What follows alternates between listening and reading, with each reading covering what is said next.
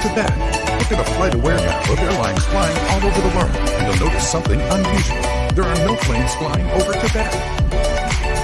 The autonomous region of Tibet lies in the southwest part of China and borders India to the west, Nepal to the southwest, and Burma and Bhutan to the southeast.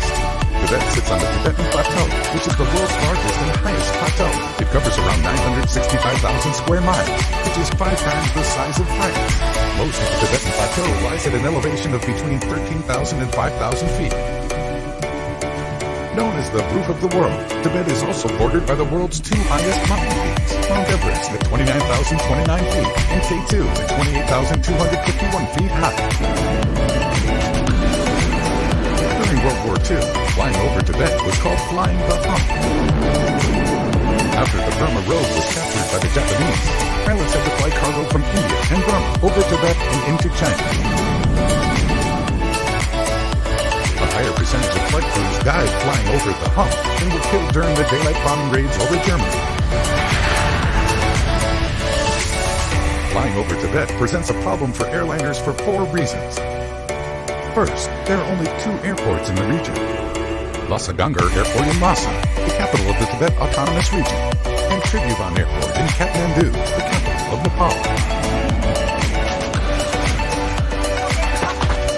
If there is a medical emergency on board an aircraft, there are no alternative airfields on which to land. Landing at Lhasa can be a problem for some people, because its elevation is 3,650 meters, or 11,975 feet, and it takes a while for breathing to adjust. The second reason flying over Tibet is a problem for aircraft is because of the amount of emergency oxygen airplanes carry. Those yellow oxygen masks that drop down in the case of an emergency cabin depressurization are connected to individual canisters of combustible chemicals stored above each seat.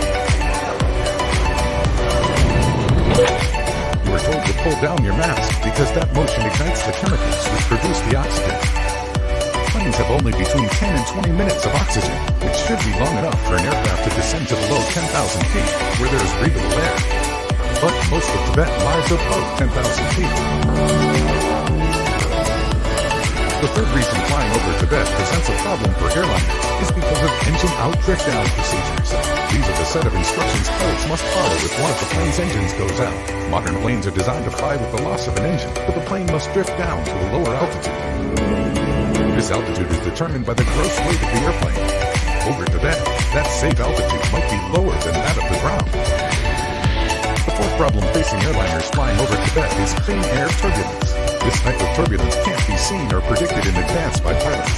It is caused by eddies of air created when the airflow is disrupted by the Great Mountains in areas that have strong perpendicular winds and where temperature inversions are common.